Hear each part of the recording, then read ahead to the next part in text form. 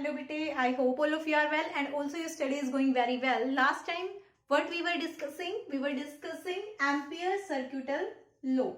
Okay, Ampere circuital law. We have discussed this, and what this law was stating that if you have a straight conductor having infinite length and a current flowing through it is I, then the line integral of magnetic field is equal to mu naught I. This was saying of Ampere circuital law and line integral over a closed path. ठीक है, mu naught times the current flowing through it. Let us say here we have a conductor and current I is flowing through it. Then at the magnetic field, line integral of the magnetic field, जो magnetic field की वजह से जो line integral है वो कितना होगा बेटा, mu naught times the current होगा. ये हमने एम्पियर सर्क्यूटल लॉ में पढ़ा था. ठीक है, अब फर्दर हम क्या करेंगे, applications of Ampere circuital law. Now we will discuss about applications of this law. We also have proved the law last time, applications of Ampere circuital law. ठीक है, हमने लास्ट टाइम क्या किया था, इस लॉ को प्रूव भी कर दिया था. एक आर्बिट्रेरी क्लोज्ड पाथ भी कंसिडर किया था हमने और एक सर्कुलर पाथ भी कंसिडर किया था. दोनों ही केसेस में हमने लॉ को प्रूव कर दिया था. अब नेक्स्ट जो हमारे पास आता है कि if we want to apply the Ampere circuital law, then what is the condition for it. क्या कंडीशन होनी चाहिए, तो कंडीशन क्या होगी भाई, condition is that we have to consider an Amperian loop. First of all we have to consider an Amperian loop. सबसे पहले हमें एम्पीरियन लूप कंसिडर करना पड़ेगा और उस लूप की क्या खासियत होनी चाहिए कि उसके हर एक पॉइंट पर, at each point of the loop, at each point क्या होना चाहिए भाई, या तो मैग्नेटिक फील्ड जो है वो टेंजेंशियल होना चाहिए हर एक पॉइंट पर. ठीक है, मतलब हर एक पॉइंट पर सेम हो, या फिर परपेंडिकुलर होना चाहिए लूप के, या फिर वैनिश होना चाहिए, मतलब जीरो होना चाहिए हर एक पॉइंट पर. आप किसी भी पॉइंट पर ये नहीं कह सकते कि इस पॉइंट पर, यहाँ पर तो इसकी डायरेक्शन टेंजेंशियल है, यहाँ पर जीरो है, यहाँ पर परपेंडिकुलर है. आप ऐसा नहीं कह सकते हैं. ठीक है, if you have considered an Amperian loop, either which shape of it, ये मैटर नहीं करता कि किस शेप का है, बस उसके हर एक पॉइंट पर जो मैग्नेटिक फील्ड है उसकी डायरेक्शन या तो टेंजेंशियल हो, या फिर परपेंडिकुलर हो, या फिर वैनिश कर रही हो. ठीक है, you have to consider these facts in your mind before considering the Amperian loop. ठीक है, अब है एम्पीरियन लूप कंसिडर कर लेंगे हम, और हम क्या करेंगे, अब एप्लीकेशंस करेंगे. तो एप्लीकेशंस में हमने एक पढ़ा है magnetic field due to infinite current carrying conductor. Magnetic field due to current carrying conductor. ठीक है, ऑफ इनफाइनाइट लेंथ. हम ये बायोट-स्वार्ट्ज लॉ से कर चुके हैं, जिसमें हमने एंगल्स को कंसिडर किया था, बट उससे बहुत ही लेंथी हो गया था. अगर आपके पेपर में ऐसे आता है कि आपको सिर्फ इनफाइनाइट करंट कैरिंग कंडक्टर की वजह से मैग्नेटिक फील्ड निकालना है, तो एम्पीरियन लॉ से, एम्पीरियर सर्क्यूटल लॉ से हम बहुत ही जल्दी निकाल सकते हैं. अभी हम डिराइव करेंगे. बट इफ अगर ये आता है कि बायोट-स्वार्ट्ज लॉ से करना है, तो फिर उसी से करना है आप लोगों को. ठीक है, फिर कंप्लीट डिराइव करोगे, उसके स्पेशल केस बताओगी कि जब इनफाइनाइट होगा तो φ1 φ2 कितने हो जाएंगे, 90 डिग्री हो जाएंगे. आया था ना हमारे पास एक्सप्रेशन, और फिर हमारे पास ये एम्पीरियन जो हमारा मैग्नेटिक फील्ड है वो इतना आ जाएगा. तो अब देखो हमारे पास एक इनफाइनाइट कंडक्टर दे रखा है जिसकी लेंथ इनफाइनाइट है, इसमें से करंट फ्लो कर रहा है I. ठीक है, let us take the current is flowing in upward direction. तो जो मैग्नेटिक फील्ड होगा वो हर एक पॉइंट पर किस डायरेक्शन में होगा, एंटी क्लॉकवाइज डायरेक्शन में होगा. ये हम पढ़ चुके हैं ना, बिल्कुल पढ़ चुके हैं हम कि हर एक पॉइंट पर किस में होगा, एंटी क्लॉकवाइज डायरेक्शन में होगा. हमें पता है ये, बट अभी तो हम ये यूज नहीं कर रहे हैं. हम क्या करेंगे, एक लूप कंसिडर करेंगे. ठीक है, we have to find magnetic field at point P which is at a distance R from the conductor. इस पॉइंट पर हमें मैग्नेटिक फील्ड को फाइंड करना है, ये डिस्टेंस R पर है कंडक्टर से, ठीक है। तो आप देखो यहाँ पर अगर मैं इस पर लूं, इसको भी एंटी क्लॉकवाइज डायरेक्शन में ले लूं, अगर मैं इस लूप के हर एक पॉइंट पर देखूं तो जो ये है मैग्नेटिक फील्ड है वो क्या होगा, हर एक पॉइंट पर टेंजेंशियल होगा। इस लूप के हर एक पॉइंट पर मैग्नेटिक फील्ड क्या होगा, टेंजेंशियल होगा। हमने क्या किया, हमारा पहला स्टेप क्या था, स्टेप फर्स्ट क्या था हमारा, consider Amperian loop. Amperian loop बनाओ सबसे पहले, तो हमने एम्पीरियन लूप बना दिया इसके अराउंड। जब हमने एम्पीरियन लूप बना दिया है तो देखा हमने कि हमने एक सर्कल बनाया है और उस सर्कल का रेडियस कितना है, सर्कल ऑफ रेडियस r, ठीक है। सर्कल ऑफ रेडियस r को हमने क्या कर लिया, एम्पीरियन लूप कंसिडर कर लिया। अब इसके हर एक पॉइंट पर जो मैग्नेटिक फील्ड की डायरेक्शन होगी वो क्या होगी, इसके टेंजेंशियल होगी, ठीक है। हर एक पॉइंट पर मैग्नेटिक फील्ड की डायरेक्शन क्या है, इसके टेंजेंशियल है। बहुत ही अच्छा हो गया। और ये जो पॉइंट P है, ये जो R है, ये परपेंडिकुलर डिस्टेंस है, ठीक है। ये R क्या है, परपेंडिकुलर डिस्टेंस है पॉइंट P की फ्रॉम कंडक्टर I, ठीक है। हमने क्या किया, उसी R को रेडियस लेते हुए एक एम्पीरियन लूप कंसिडर कर लिया and B is tangential at each point of the loop, ठीक है।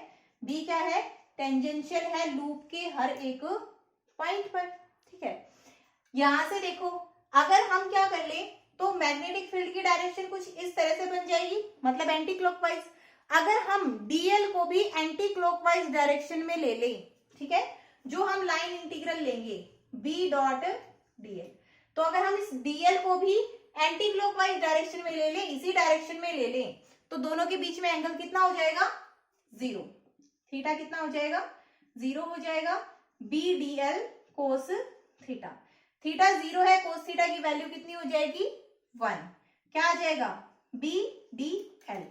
बी तो क्या है, यूनिफॉर्म रहेगा हर एक पॉइंट पर। अब बी को हमने ले लिया है बाहर, अब डीएल कितना आ जाएगा, 2 पाई आर, ठीक है। क्या आ गया, डीएल 2 पाई आर आ गया।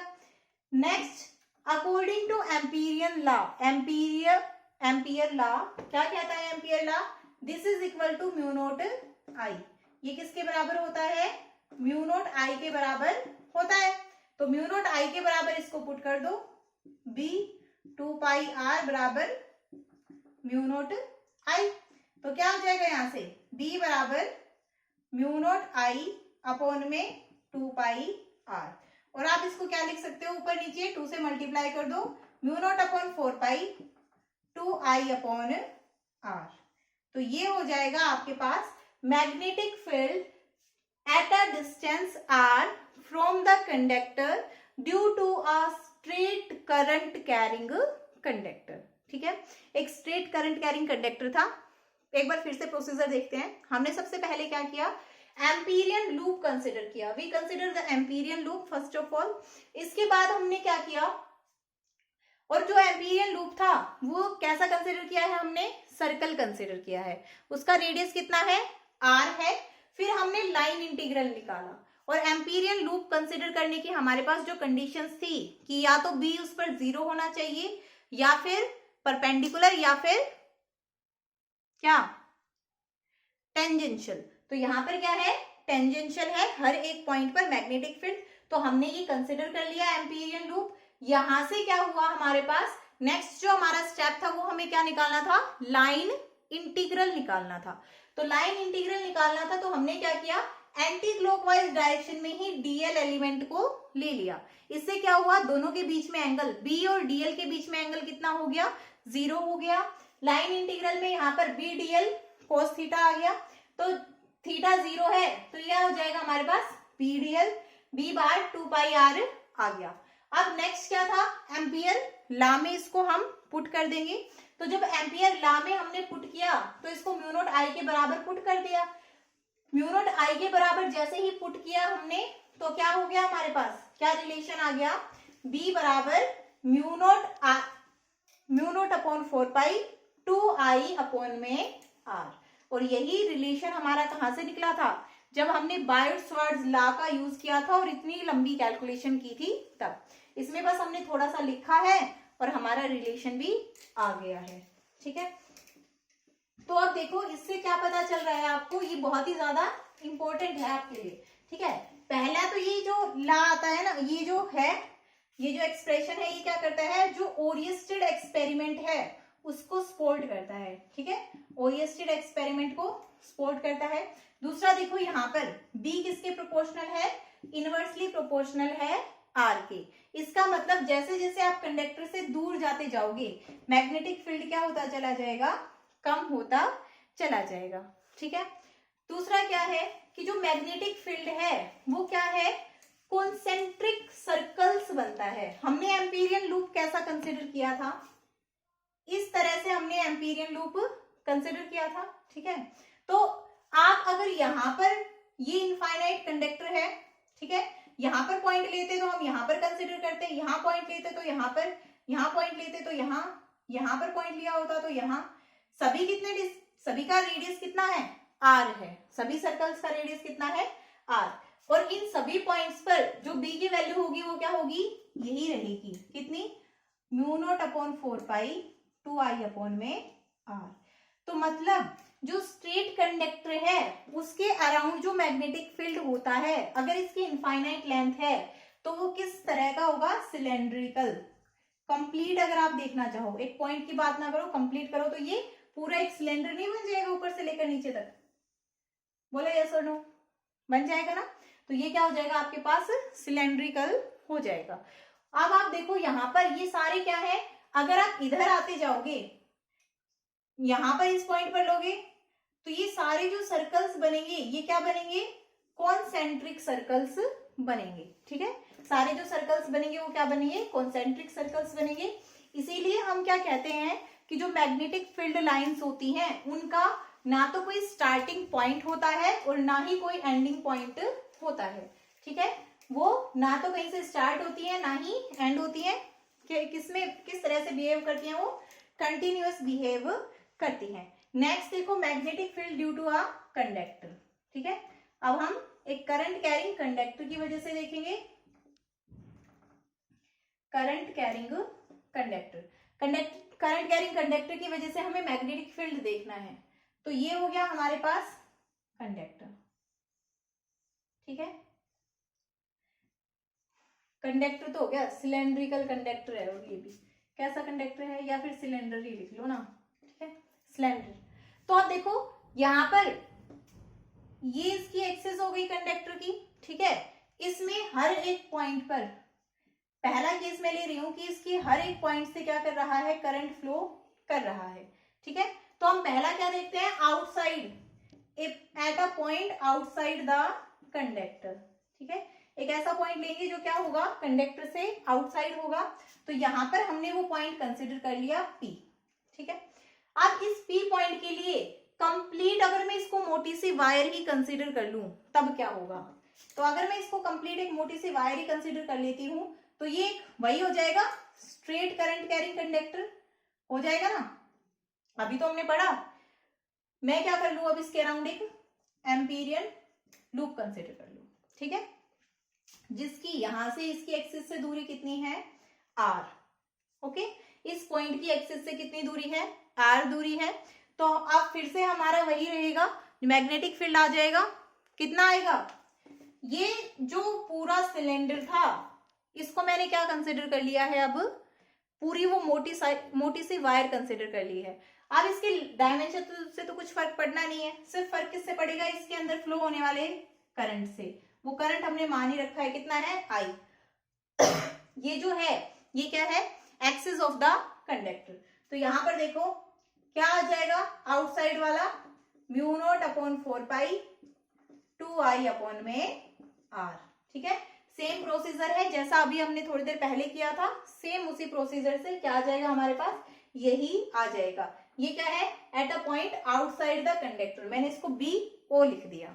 ठीक है, अब अगर आपको इस पॉइंट पर निकालना हो, at the point on the surface of the cylinder. ठीक है, और इस सिलेंडर का रेडियस कितना है, R है। तो देखो on the surface of cylinder, तो अब जब सरफेस ऑफ सिलेंडर पर अगर हम देखेंगे तो मैं इसको BS मान लू, तो मैं यहां से जो लूप कंसिडर करूंगी वो इतना कंसिडर कर लूंगी। पहली बार जो मैंने लूप कंसिडर किया था उसके रेडियस कितना था R। अब की बार जो मैंने लूप कंसिडर किया है इसका रेडियस कितना मान लूंगी मैं, कैपिटल R। तो क्या हो जाएगा म्यू नॉट अपॉन 4 पाई 2I अपॉन R। ठीक है, म्यू नॉट अपॉन 4 पाई 2I अपॉन R ये हो जाएगा हमारे पास। ये कहां पर आ गया, on the surface of magnetic field on the surface of cylinder आ गया। नेक्स्ट, अब inside the cylinder, inside the cylinder तो यहां पर दो केस हो सकते हैं। फर्स्ट केस जब ये होलो सिलेंडर हो, ठीक है, जब ये सिर्फ एक मेटेलिक सीट हो, सिलेंडर की एक मेटेलिक सीट हो, इसके अंदर कुछ भी ना हो, तो उस केस में तो क्या होगा, जब अंदर कुछ भी है ही नहीं तो अंदर करंट भी फ्लो नहीं करेगा, और जब अंदर करंट नहीं होगा, when it is a hollow cylinder, जब ये सिलेंडर क्या हो, होलो हो, इसके अंदर कोई भी करंट फ्लो ना कर रहा हो, then there will be no current flowing in it, there will be no current flowing in it. अब जब इसके अंदर कोई करंट ही फ्लो नहीं कर रहा है तो यहां पर I की वैल्यू रख दो 0, तो B इनसाइड कितना आ जाएगा 0। उस केस में इसके अंदर जो मैग्नेटिक फील्ड होगा वो क्या होगा, 0 होगा। ठीक है, किस केस में, जब ये सिलेंडर जो है वो क्या हो, होलो हो, इसके अंदर कोई भी करंट फ्लो नहीं कर रहा हो। ठीक है, नेक्स्ट है इनसाइड द सिलेंडर में ही सेकंड केस, और वो क्या है, जब इसके पास यूनिफॉर्म चार्ज डेंसिटी हो, इसका मतलब इसके हर एक पॉइंट से करंट फ्लो कर रहा है। तो देखो टोटल ये जो है मैंने मान लिया, अब की बार ये पॉइंट मान लिया है, थोड़ा सा क्लियर कर दें इसको, इस पॉइंट पर लेना है मुझे, तो ये यहां से मैंने एम्पीरियन लूप मान लिया। अब मैं यहां से कंप्लीट एक एम्पीरियन लूप मानती तो उसमें से कितना करंट फ्लो कर रहा था, I, और ये जो टोटल है इसका एरिया कितना है, इस टोटल का एरिया पाई आर स्क्वायर, तो पाई आर स्क्वायर में से कितना करंट फ्लो कर रहा था, I। अब मेरा जो लूप है उसका रेडियस कितना है, सिर्फ स्मॉल r है, इसका कंप्लीट का कैपिटल R था, तो मेरे एक अगर मैं यूनिट एरिया लूं तो उसमें से कितना करंट फ्लो करेगा, pi I upon pi R square करेगा ना। अगर मैं ये वाला एरिया लूं जो मेरा पॉइंट है उसका एरिया, ये इसका रेडियस R है, तो इसका एरिया कितना आ जाएगा, पाई स्मॉल r का स्क्वायर, तो क्या हो जाएगा I अपॉन में पाई आर स्क्वायर इंटू में पाई आर स्क्वायर, और इस करंट को मैंने क्या नाम दे दिया, I डैश। ठीक है, तो यूनिट में से इतना कर रहा है तो पाई आर स्क्वायर में से इसको इससे मल्टीप्लाई कर दो, कितना आएगा ना, तो ये देखो यहां तक ये आ गया, कितना आया था, करंट कितना फ्लो कर रहा है उसमें से, I डैश करंट फ्लो कर रहा है, उसकी वैल्यू कितनी है, I अपॉन में pi R square into pi R square. ये वैल्यू यहां पर पुट कर दो, B इनसाइड लिख दो, यहां पर वैल्यू पुट कर दो, mu naught upon 4 pi 2 upon में R इंटू I डैश आ जाएगा, I डैश की वैल्यू पुट करो यहां से, क्या आएगा, I अपॉन में पाई आर स्क्वायर इंटू में पाई आर स्क्वायर। ठीक है, ये आएगा आपकी बात, एक R से एक R कैंसिल हो जाएगा। अब यहां से क्या आ गया नेक्स्ट हमारे पास, देखो भाई यहां से जब हम निकालना चाहें तो पहले इसको ऐसे मत निकालो, हमने एक और चीज भी पढ़ी थी ना, जब इसके स्पेशल केसेस पढ़े थे, स्पेशल पॉइंट्स में, वो क्या पढ़ा था हमने कि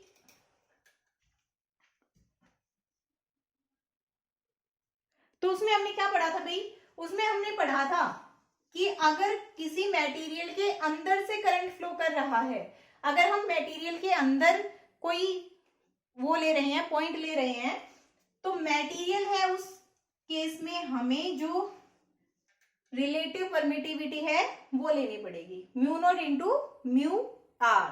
ठीक है, और ये क्या हो जाएगा इनटू में I। ये पढ़ा था ना हमने।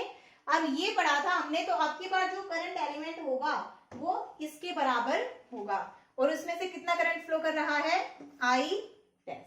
ठीक है, तो इसकी वैल्यू इधर वाले की क्या हो जाएगी, B इंटू में 2πr बराबर इधर वाले की वैल्यू पुट कर दो, I डैश की जगह क्या आ जाएगा, I अपॉन में πr square into πr square.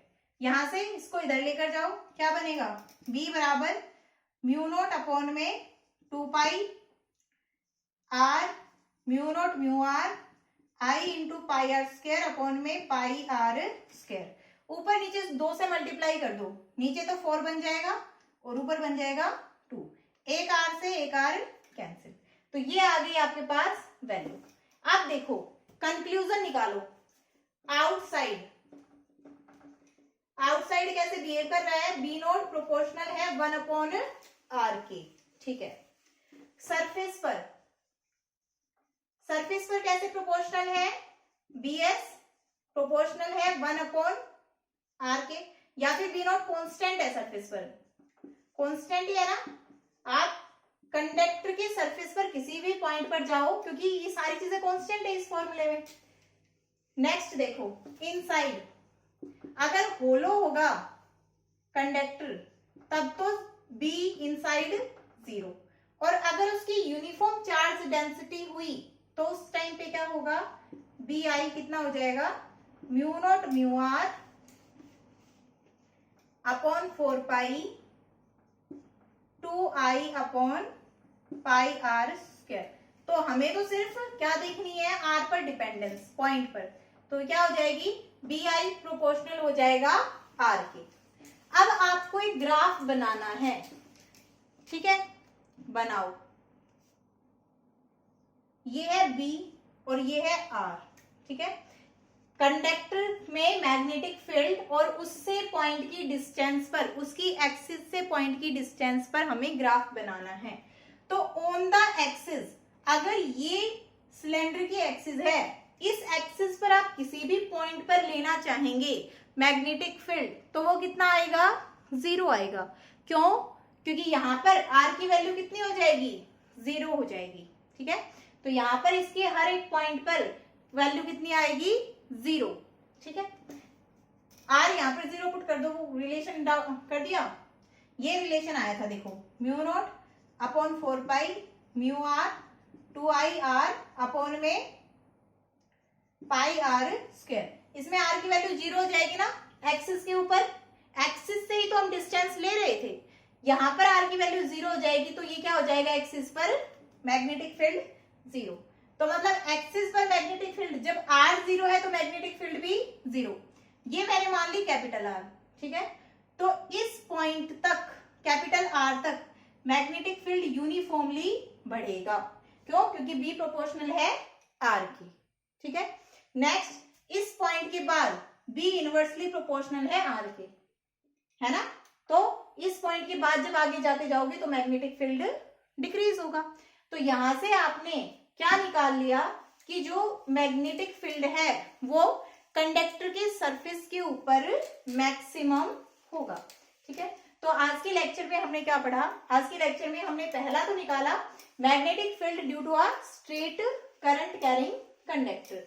ठीक है, एम्पीरियन लूप कंसीडर करके, और फिर उसी से हमने क्या निकाला, एक सिलेंडर की वजह से मैग्नेटिक फील्ड, और सिलेंडर के अंदर करंट आई फ्लो कर रहा था। ठीक है, तो यहां से देखो, जब सिलेंडर के अंदर करंट आई फ्लो कर रहा था तो सिलेंडर की एक्सिस पर मैग्नेटिक फील्ड होता है 0, एक्सिस से लेकर उसके सरफेस तक, जब उसके अंदर से आप बाहर की तरफ चलोगे तो बढ़ेगा, सरफेस पर मैक्सिमम हो जाएगा, और फिर जब आप उससे दूर जाते जाओगे तो क्या हो जाएगा, मैग्नेटिक फील्ड 0 हो जाएगा। आई थिंक यहां तक का हर बच्चे को क्लियर होगा। ठीक है, अगर कोई भी डाउट होता है तो आप लोग मुझसे पूछ सकते हैं। नेक्स्ट फर्दर कल हम पढ़ेंगे सोलेनॉइड एंड टोरॉइड। ठीक है,